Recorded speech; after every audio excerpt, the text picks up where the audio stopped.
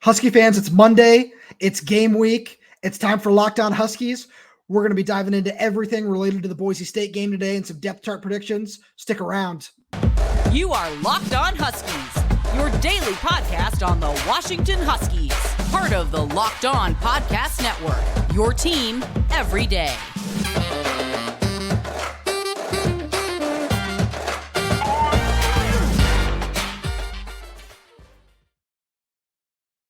Normally, I wouldn't say happy Monday to anybody out there because I'm not that kind of person, but happy Monday because it's game week. As you're listening to this, Lars, Hanson, and myself, Tomashoff of Inside the Huskies with Sports Illustrated and Fan Nation. You can check out all our work at si.com/college/Washington. We are going to be probably sitting at a press conference where Kalen DeBoer is going to be going over the season opening depth chart. And I'm so excited to just finally be back in the full swing of football. Feels really good to be here. And before we, dive into everything that we're going to get into on this Monday edition of Locked On Huskies, I got to remind everybody that today's show is brought to you by Gametime. Download the Gametime app, create an account, and use code LOCKEDONCollege for $20 off your first purchase. All right, Lars, this is so exciting. I really I know I keep saying these same words, and I get it. I know there are people in the comments that are like, hey, you say the same thing over and over again. Yeah, I know. But this is really great. This is really great. I'm so glad that we're finally here. We're finally able to talk about real football, not just practice. Personally, I love going to some of these open practices and getting a chance to, just dive into some of these things we're seeing over the course of the spring, over the course of the fall, but nothing compares to it actually being a game week. Your thoughts on just everything we've seen so far this fall? Yeah, that's kind of one of the interesting things about fall camp is because you're going against your sitting guys. When we look at this, we're saying, wow, the defensive line is blowing up the offensive line. Well, it's not necessarily because the offensive line is bad. Maybe it's just the edge rushers are really good. And then also you kind of take into context, well, is Bralen Trice going against Roger Rosengarten or is he going against Jalen Clem? Knock on Jalen Clem, but he's still a redshirt freshman, Right. So there's a little bit of context that kind of has to be applied. There's a little bit of nuance to fall camp. And then, of course, we have the hour and a half long in-between period where they don't do any scrimmaging and we don't really get to learn a lot. But that said, it's still fun. And I think I'm really curious to see a couple of different positions and how they come out this coming Saturday. Yeah, and so that brings us into what we're going to discuss today here on the opening portion. And as you're listening to this, some of these might be wrong. Let's clarify, because we're recording this on Sunday afternoon, and the official depth chart will probably be out by the time you're listening to this. And so, there are a couple of things we might get wrong, a couple of things we're definitely going to get right, because, we're psychic and we know what we're talking about sometimes, despite what some people might think. And the first thing that we need to talk about is something that a couple positions that we know that some position coaches have already said, yeah, this is what's happening here. Like, for example, Grady Gross is going to be the starting kicker. That's something Eric Schmidt confirmed to us over the course of the week. Elijah Jackson told you that he is going to be cornerback 2 alongside Jabbar Muhammad. And then, the one spot that we're really waiting to see is left guard, because it sounds like Nick Caleppo is going to be playing right guard. And the question is left guard. Is it going to be Julius Buelow? Is it going to be Parker Brailsford? Or could it even be Garen Hatchett? There are some options, and we can discuss Landon Hatchett. I don't think he's ready to start as a true freshman, but Ryan Grubb had some very high praise for him, and you can check out some more thoughts on that I had on Inside the Huskies. But where do you think? Let's start at left guard, and then we can bounce around from there. Who do you think is going to win that job for week 1? Well, I guarantee you there's going to be an or next to who's ever listed at left guard. For the first 2 players are going to be guaranteed or. I think it's going to be, and I honestly, to your point, I know we all do, but I think it more or less speaks to what Scott Huff and Ryan Grubb told us, where they're going to run about 8 guys off the line, and not run off, but they're going to play about 8 different guys. So you're going to have the starting 5, but you're definitely going to have all 3 guys that you mentioned. And I think also you're going to see a little bit of Nate Caleppo at left guard, because we saw some of that in fall camp. I think they kind of like him on both sides. They would prefer him, obviously, to protect the blind side of Michael Penix next to Roger Rosengarten, because traditionally you have your left tackle and your left guard as your 2 stalwarts on the offensive line. The reason Washington's, in a way, is inverted is because Michael Penix is the left-handed quarterback. Right. So that's why Roger Rosengarten is playing at right tackle. No disrespect to Troy Fatano, but I think that's why Rosengarten is playing as a right tackle, even though he can certainly play left tackle, and he's probably going to play left tackle in the NFL. So I think it's not just a matter of who starts, but it's a matter of how many different combinations does Scott Huff and Ryan Grubb run out against Boise State. No, I think that's a great point. And it's something where I really do think that Parker Brailsford has a shot to win this job just because of how high everybody is on him. But I think that, right off the bat, it's going to be Julius Buelow because he's just kind of the incumbent in multiple senses. And there's just, I feel like they want to give him a shot before they just say, no, you're getting benched for a redshirt freshman, which, we're going to see a lot of combinations between the Boise State game and the Tulsa game before, Michigan State rolls around. And like you and I were discussing earlier, things are going to be way more solidified. But I think that this isn't really a game to overlook, a lot like some people did with the Montana game a couple of years ago, because this Boise State team is talented. So the Huskies are going to need to show up to play. And, that includes just not saying, hey, we're going to experiment at this position, we're going to experiment at that position. That comes like in the second half. If you're able to build a big lead, then you do that. I really think that you're going to want your best 11 on offense and your best 11 on defense, instead of just saying, yeah, this is a spot where, let's give you a shot here.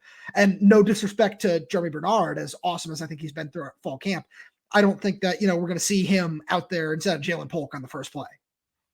Oh no, I couldn't agree more. I think they are going to test the depth. Obviously, you're probably going to see that in the second and third quarter. Kind of back end of the second quarter, back end of the third quarter.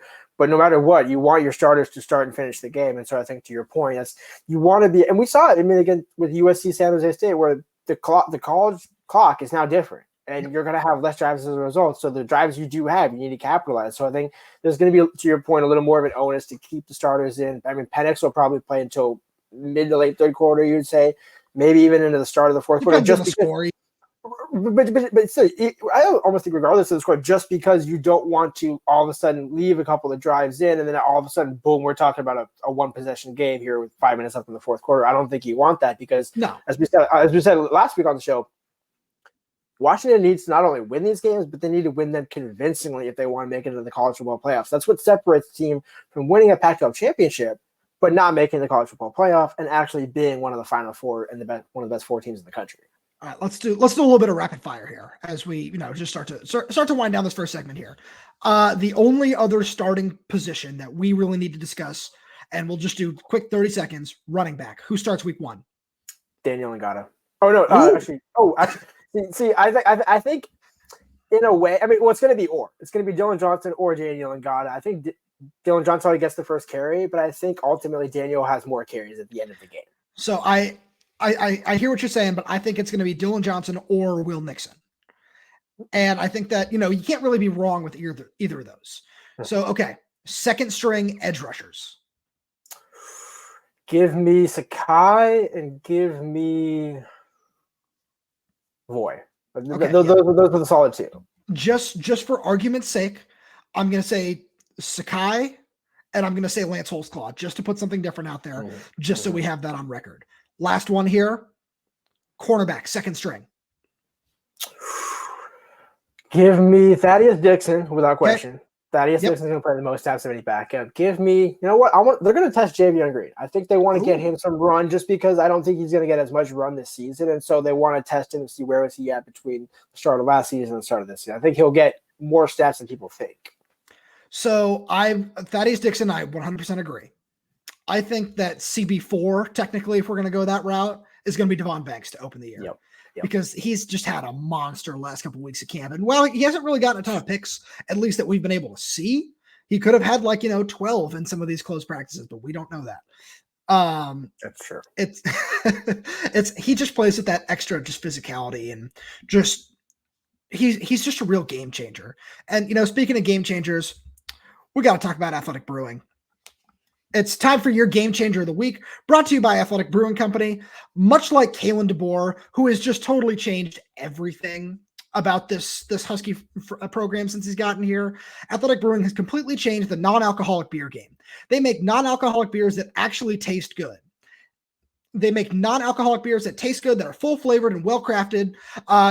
They've got over 50 styles of craft brews that are non-alcoholic, including IPAs, golden, sours, and way more. And they're constantly releasing limited edition experimental styles to add to their variety. And you can find all of Athletic Brewing Company's non-alcoholic brews at a store near you, or by going online to buy online at athleticbrewingcompany.com. Any first-time customer can use code LOCKEDON to get 15% off your first order. That's code LOCKEDON at checkout for 15% off at athleticbrewingcompany.com.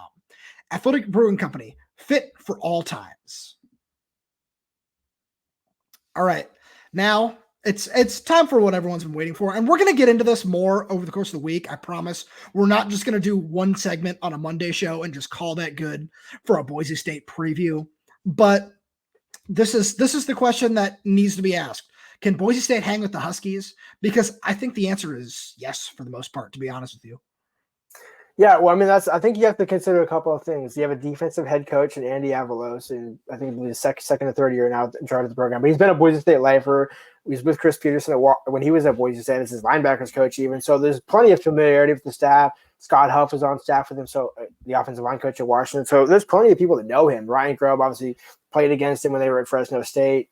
So I think there's a lot of familiarity. I think one thing that's going to be not maybe a surprise, but I think, with that emphasis on defense, I think it's going to be not tighter, but it's going to be lower scoring than I think people imagine Washington to be.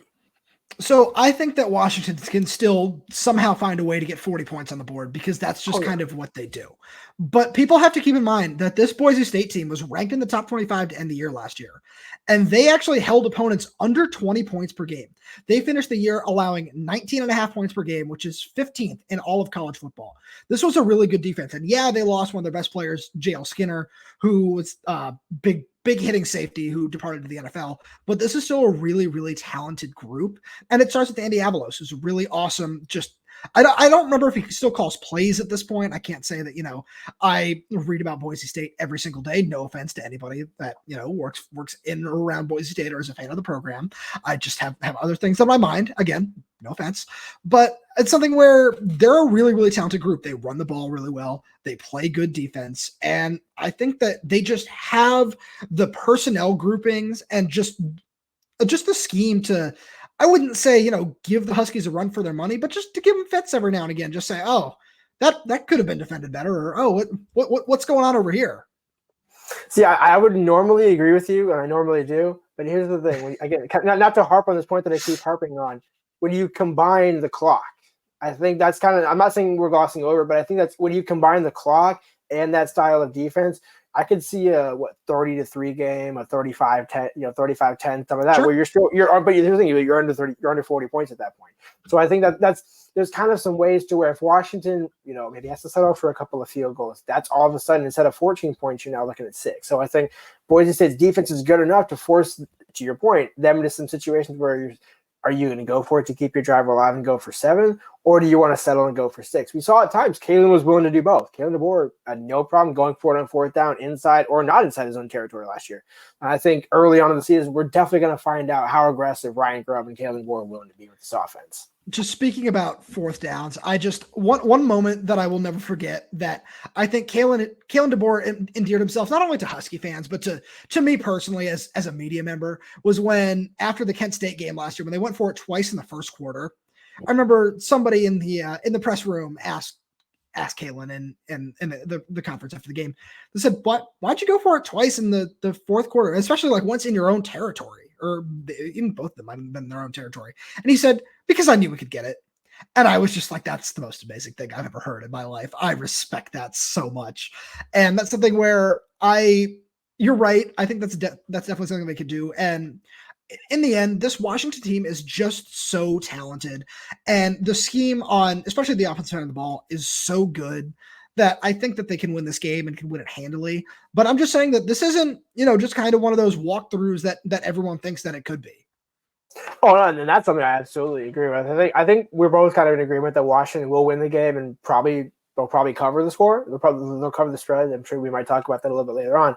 But I still think, to your point, it is going to be a more competitive contest and certainly what fans would expect, and certainly what Portland State and Kent State brought last season. Oh, absolutely. And I've been looking over some of the ticket sales numbers. It seems like the numbers are pretty good. I saw somebody was putting out, I think I saw it on Twitter somewhere. Somebody said that there are 68,000 seats that have been bought for this opening game. And that's, testament to the Washington Athletic Department as a whole, just kind of doing more marketing and just saying, hey, this could be a really big year for us. You gotta come out here and see what's going on. And I think that, even what is it, 12 o'clock, 12:30 kickoff.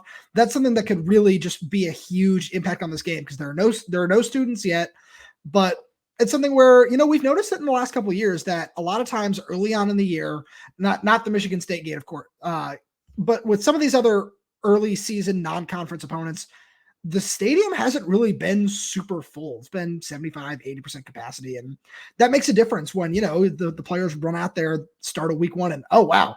Oh, it's sold out here. Yeah, this is something we can really get behind. Yeah, I mean, it doesn't help that UW's on the quarter system, so no, not at all. The quarter doesn't start until the end of September, if I'm not, or middle to end of September, which is after your non-conference games are done. So it's not to knock the student section, but it's just kind of like, especially when you're coming from California, are you going to come up for Kent State? Are you going to come up for Georgia State? Probably not.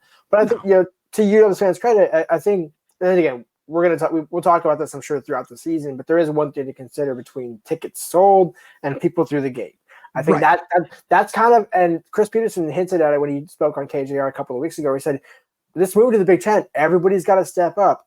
To our point here, why would you not show up 12:30 on a Saturday in the early part of September? It's not a late kickoff. It's not like you got to 7:30, 8 o'clock. I get that. We all get that. Yeah. But there's no excuse to not have a sellout this home opener, because if this season is going to be what we both think it's going to be, you want to be there from the beginning all the way to the end.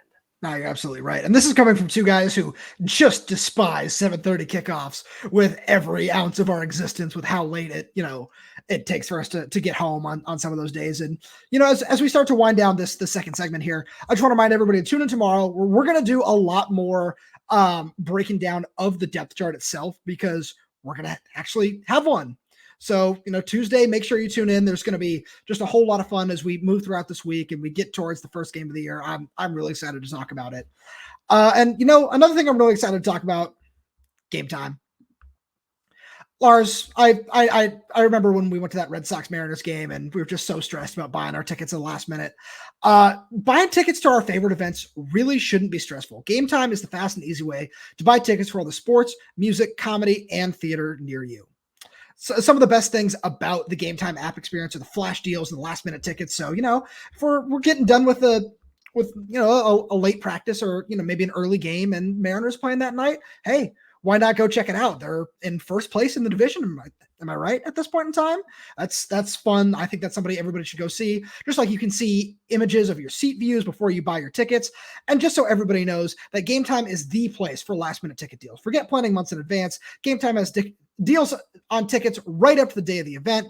The Game Time guarantee means you'll always get the best price. If you find tickets in the same section and row for less, Game Time will credit you 110% of the difference. Snag tickets without the stress with Game Time. Download the Game Time app, create an account, and use code LOCKEDONCollege for $20 off your first purchase. Terms apply. Again, create an account and redeem code LOCKEDONCollege for $20 off.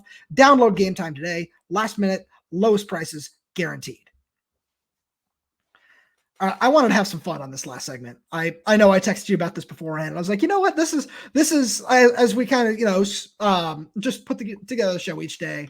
I wanted to kind of build around this segment. I wanted to save it for last, just so we could have some fun and talk about bold predictions on both sides of the ball and just really get into it and just get fans excited for this season.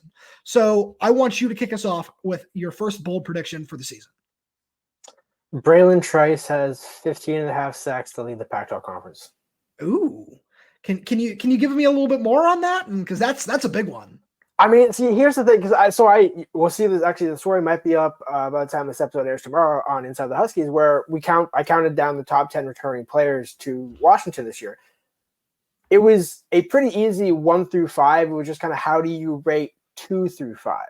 Because the one was very clear to me. And that's Bralen Trice. This defense, as much as we have talked about Edifano Officio, who is number, I believe, 7 on my top 10 countdown list. So he's up there. And both Trice and Officio are captains on the defense this season. But there's just a different motor about Bralen. And especially as an edge rusher, when you're set, those are the guys that not only set the edge, but set the tone. I mean, look at all the key moments last year. The sack on Bo Nix in the fourth quarter that basically stalled that drive out to where Washington held on against Oregon. gets the sack against Quinn Ewers in the second play of Valero Alamo will set the tone early. Short field leads to a field goal. It's a touchdown difference in the end of the game. There's 3 points right there. So for every key moment, Bralen was there on the spot for Washington. They don't have – I mean, yes, Zion is a senior, and Jeremiah Martin was a senior last year. Bralen and him were on opposite sides. I think Zion's a little different than Jeremiah, so I think more of those sacks are going to come to Bralen because Zion's ability to kind of hold and set the edge on the other side, and Bralen's going to be the one spinning off or benefiting from that pressure. I like that a lot, and I think you're going to like my first one a lot too. Washington's offensive line last year, in total, not just sacks of Michael Penix, in total, gave up 7 sacks last season. I think that they equal that number or allow less. I like this offensive line a lot. Troy Fautano and Roger Rosengarten are awesome players. And just everyone we discussed earlier in the show, just on the interior.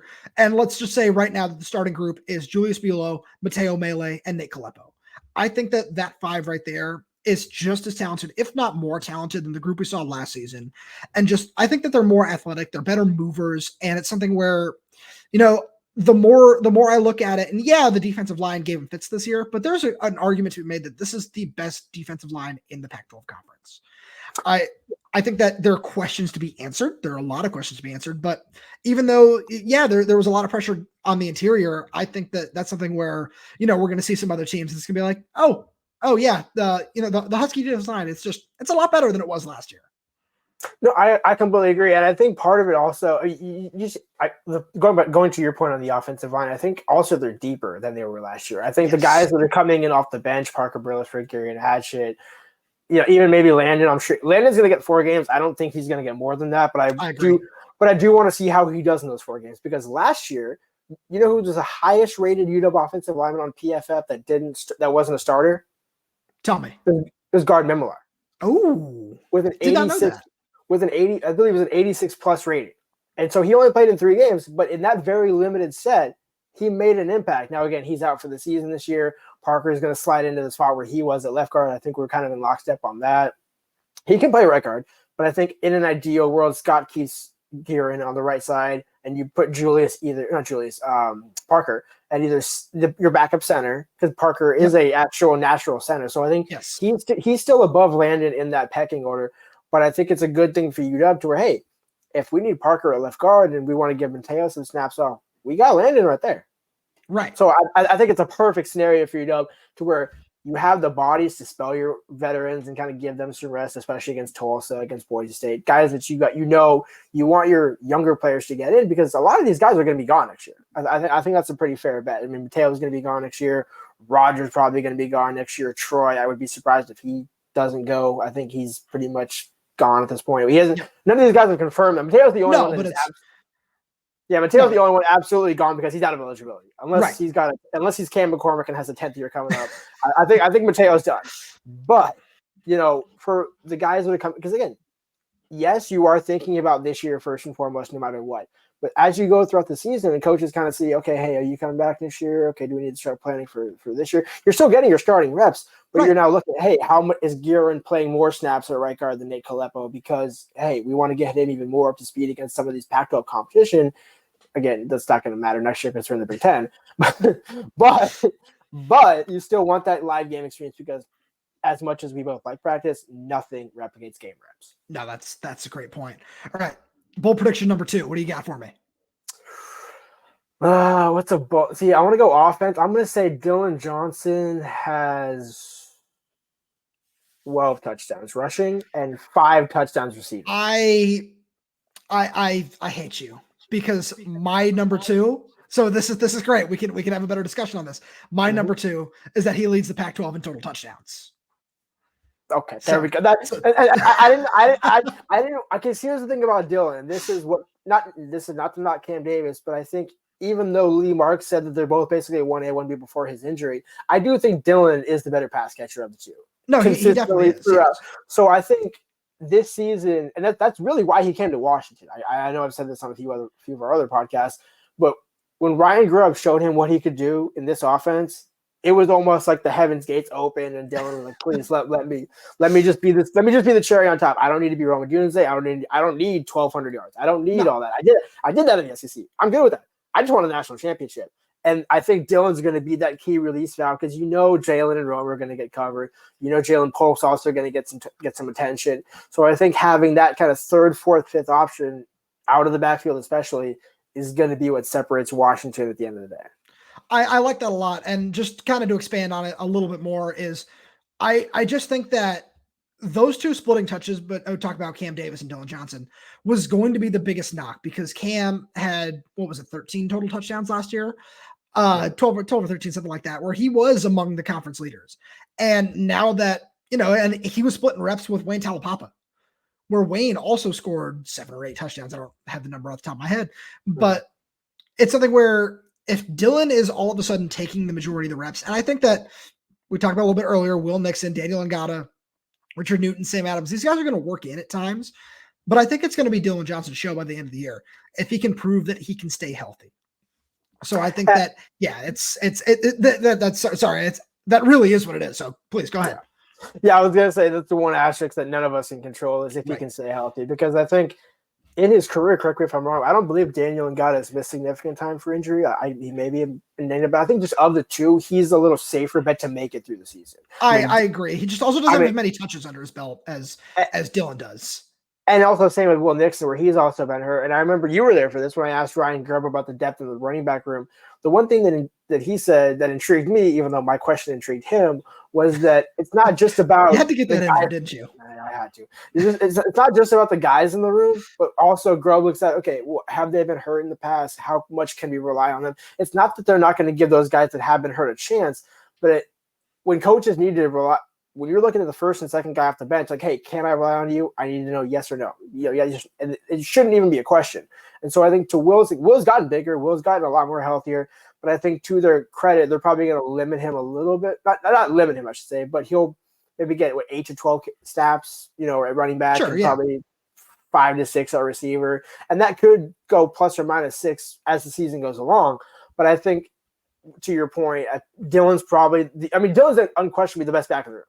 Sure, but I think from a safe bet perspective, I'll take Daniel Ngata 1A, 1B with Dylan Johnson right there. I like that a lot. All right, give me one more. Got to go back to defense here. Who leads the team in interceptions? Give me Jabbar Muhammad has 5 interceptions. 5. Somebody's got to do it this year. Then Washington had 7 all of last year. If the defense is going to do, and that's why it's a bold prediction. I wouldn't bet money on it. Not to knock Jabbar.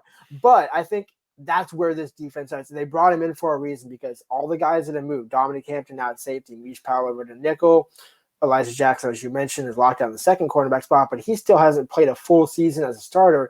Jabbar's the only one who has. So I think whether there's a revolving door of Thaddeus Dixon, Elijah Jackson, maybe even Don Banks over there, Jabbar's the one dude that's either going to get tested the most, I would believe, especially early on in the season, which is going to give him more of an opportunity to get those interceptions. And he always also just kind of seems to be a guy around the ball. No, I like that. And if you watch his Big 12 tape, he does get tested a lot. He just doesn't allow a lot of yards after the catch. He does do a good job of just breaking up passes. So no, I think that's a great one. So I do need to go defense for at least one of my predictions. And mine, I know I've talked about this a little bit on previous shows, and I was waffling back and forth between a couple of guys here. I think that a defensive tackle is going to get 5+ sacks, and I think that defensive tackle is Jayvon Parker. Yeah, I knew that was coming. I'm so impressed by him every single time I watch him, and he's really turned into such a fantastic player, even through just one season in the Husky program. And, it's something we've said a million times on the show. Credit to the talent evaluation that this staff has on and off the field. They are so good at that. And I think that we've talked about it a lot. If this team wants to make a run at the Pac-12 championship and make a run to get to the college football playoff, they need to find that pressure from the interior. And I think there's going to be a lot of guys who produce along the interior this year, because I was between Jayvon Parker and Fatui Tuitele. And I said to myself, I was like, yeah, no, I got to go with Jayvon. And I love Fatui. I think he's going to have an awesome season, but Jayvon is just, I every time I watch him, I'm just blown away. And I think that he's somebody who's going to have a fantastic year. You're 100% right. I can't argue. There's nothing to be said. I mean, it's like we can see it coming in fall camp. As long as he's, again, the asterisks, can he stay healthy? Right. If he can, he's going to get there without question. I like that a lot. Now, Lars, as always, I want to thank you for being here today. I want to thank all the everydayers out here for listening, as you always do. We love all your feedback. Please continue to tweet at us. Just leave comments in the YouTube. Wherever you find, rate, subscribe, wherever you do that, leave us comments. We do see them. We do read them. We're probably going to do a mailbag at some point this week, so leave those comments. Feel free to reach out to us on Twitter. Tweet them at us. We'll find a way to work as many as we possibly can into the show over the course of the week. And with that being said, please make sure you like, comment, subscribe, leave us a 5-star rating on YouTube, Apple Podcasts, Spotify, wherever else you get your podcasts. We truly appreciate it. This is going to be a really fun season. Like all you everydayers out there, make sure you tune in tomorrow when we talk about the depth chart. We really appreciate you. Stay tuned.